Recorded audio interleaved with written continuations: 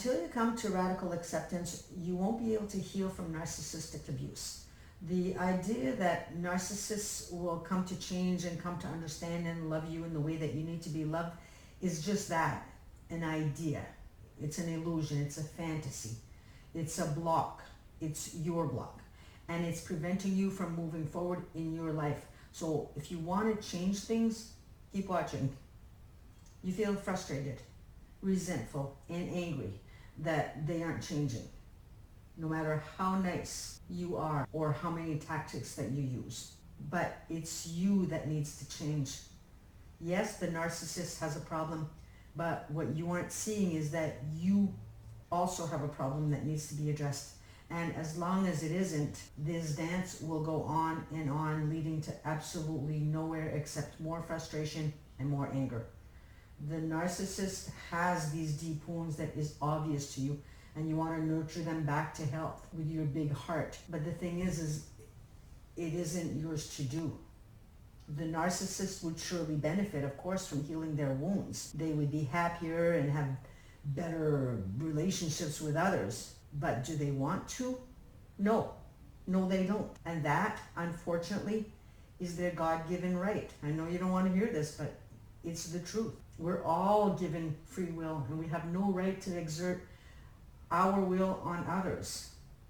What's interesting, though, is how we want the narcissists in our lives to change. We want to mold them into the image that works for us, an image that they are these kind, caring people who talk things calmly and lovingly through when things need addressing, an image of their generosity and making you priority in the relationship. But that just isn't who they are.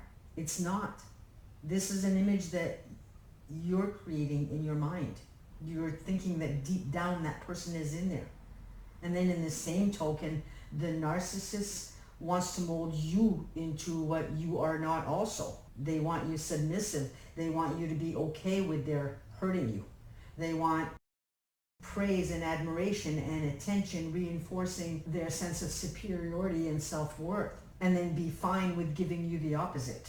They want compliance and control. They want you to be willing to comply with their demands and wishes. They want to dominate the relationship, exerting control over your actions, your thoughts, and your feelings. They want emotional support, reassurance, and stability, even though they won't reciprocate the support. They want your role to be the caregiver. They want idealization. Narcissists tend to idealize their partners initially, viewing them as perfect and flawless. And this idealization phase is critical for the narcissist because it reflects their need to be associated with someone that they deem exceptional. It's always about how they look, how you make them look. And over time, however, this idealization can turn into devaluation if the partner fails to meet the narcissist's unrealistic expectations. They want supply. And this term refers to the attention and admiration that narcissists crave to sustain their self-esteem and their ego. Partners are often seen as sources of this supply, providing that necessary adoration and focus that a narcissist needs. And this can include being a constant audience for the narcissist's stories, their achievements, and their opinions. I mean, is that who and what you want to be? I suspect not. You are who you are. However, as much as you are who you are, because of your emotional needs not being met growing up, there are now layers that have been added onto the self that is hindering the authentic person that you really are, hence hindering the relationship that you really want. When we aren't acknowledged growing up and come to believe that everyone matters over and above us, we can become codependent as a learned behavior in order to survive, and the outcome to this behavior in relationships is as follows. Codependents in relationships have specific emotional and psychological needs that drive their behaviors and dynamics with their partners. These needs often stem from underlying insecurities, a lack of self-esteem, and a deep-seated fear of abandonment. And here are the primary needs of a codependent in a relationship. Like the narcissist, they too need approval and validation. Codependents often seek constant approval and validation from their partners. They have a deep need to feel valued and appreciated, which they attempt to fulfill by being overly accommodating and self-sacrificing. Their need for external validation compensates for their internal feelings of inadequacy and low self-worth. Then we have emotional security. Codependents typically have a strong need for emotional security and stability in their relationships. They fear rejection and abandonment, just like the narcissist again, leading them to go to great lengths to maintain the relationship, even at the cost of their own well-being. And this need for security can make them overly dependent on their partner's presence and their approval. They too like control. While it may seem counterintuitive, codependents often seek a sense of control in their relationship. And this control is not about dominating their partner like the narcissist does, but rather about managing their own anxiety and fears by trying to control their partner's behavior and emotions. Codependents, they attempt to create a predictable and safe environment, and then they want to be needed. Codependents derive a significant portion of their self-worth from being needed by others. They often take on the role of caretaker and rescuer, believing that their value comes from their ability to solve problems and support their partner. This need to be needed can lead to over-involvement in their partner's life and neglect of their own needs. They want closeness and intimacy. Codependents have a strong desire for closeness and emotional intimacy. They often seek deep, enmeshed connections with their partners, fearing that any emotional distance might lead to abandonment. And this can result in an unhealthy level of dependence and a blurring of boundaries. Avoidance of conflict. Codependents typically have a high need to avoid conflict and maintain harmony in their relationships. They may go to great lengths to appease their partner, avoid confrontation, and keep the peace, even if it means suppressing their own needs and desires, which they do. Self-identity through relationships. Codependents often define their identity and self-worth through their relationship. Their sense of self is heavily tied to their partner's approval and the success of the relationship. This can make it challenging for them to establish a strong, independent sense of self outside of the relationship. Fear of loneliness. The fear of being alone is a powerful motivator for codependents. They may stay in unhealthy or unfulfilling relationships because the prospect of being alone feels more frightening than the reality of an unsatisfactory partnership. And this fear drives them to cling to their partner and tolerate behaviors they might otherwise find unacceptable. Now, looking back at all of this, how much of these needs are being met by the narcissist? And looking at the needs from both the narcissist and the codependent, both are toxic. Both need to take responsibility for their own behaviors and past traumas. Question is, who will? And you know, some of you out there might not be in a 100% narcissistic relationship. Some partners might only be 40% narcissistic, which of course isn't sustainable for a healthy relationship either. But what I'm saying here is that if this is the case, there are some better chances that the relationship can change if you change, if you heal your past traumas and reprogram a fresh program.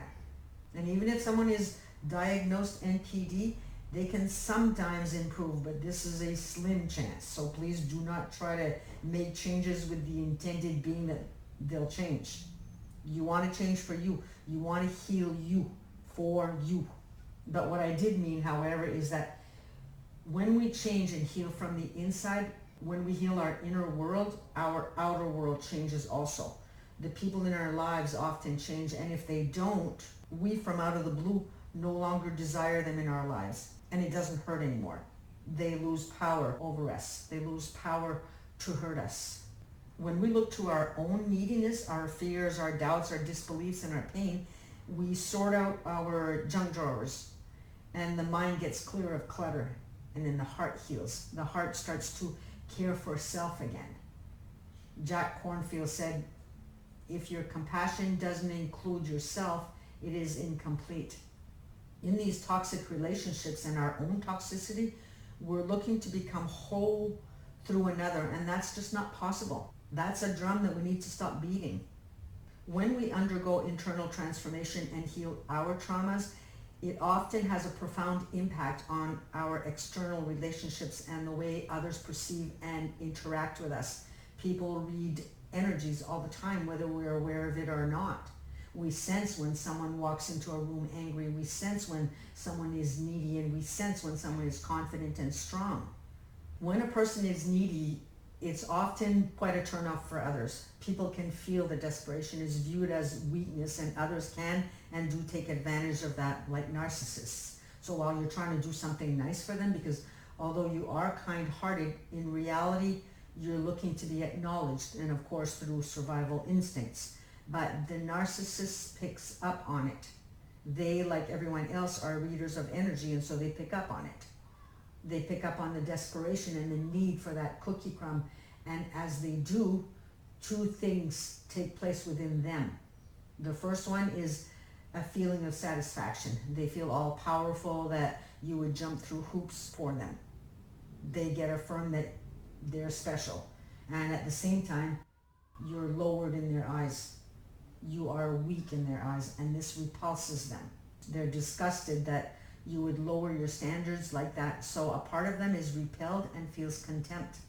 And this is where you see all the disrespect that they have towards you. And then of course, if you start to respect yourself and not jump through hoops, they still have contempt and anger towards you, but it's a different type. This one stems out of fear and an attempt to control you. They're angry because they no longer control their servant. They no longer have control over their servant. But think about it. Which anger would you prefer? That you're strong and confident, or that you're a doormat? If you choose the confidence route and strength, eventually they will have a change in attitude. Either they'll become even more immature and behave accordingly, where you're just going to show them the door at that point, or they'll see how serious you are and develop respect, where they'll change their behavior. And it happens. I've seen it happen. Not somebody who's completely NPD. I haven't seen that one yet, but anyway. I've seen partners do a 180 when they sensed that their partners were also doing their own 180, because they seriously didn't want to lose them and saw that their partners were authentic in the changes. And I've seen situations where the victim changes and no longer desires the partner. So both ways are a win-win. But again, if you're going to make this decision to heal, you do it for you and not to manipulate the partner to change. This is not authentic and it won't work. Energy doesn't lie. It's small steps. You can seek one-on-one help, me included, if that's something of interest for you. You can always email me, just look in the description down below, or start with little things like small steps to acknowledge the self. And that looks like repeating affirmations that you can relate to, such as I am enough, or I matter, or every day and in every way I am getting better and better. It also means to look at all the good that you've done in a day while showering, or telling yourself that you did the very best that you could on days where things didn't quite go how you would have wanted. And this is all inner child work and reparenting. I remember one time I was doing this inner child work. I had been doing this work for a while, and one day, once again, I was put through the ringer with this narcissist. I remember going to my room and sitting in the corner on the floor crying. And inside my mind, I just started to talk to my inner child that was so hurt. I said, this isn't fair. It isn't fair what he did to you. That wasn't right. You didn't deserve that. And that moment was a powerful layer that got healed. It was a pivotal moment for me that empowered me not only in that moment, but stayed with me. A respect for self flourished from that. Inner child work is powerful. Inner child work is a therapeutic approach that involves connecting with and healing the part of oneself that retains the feelings, experiences, and perspectives of childhood. This inner child holds the emotional memory of our early years, including any trauma, neglect, or unmet needs. By addressing and nurturing this aspect of ourselves, we can resolve deep-seated emotional issues and foster greater well-being. And the process, it typically begins with recognizing and acknowledging the existence of the inner child.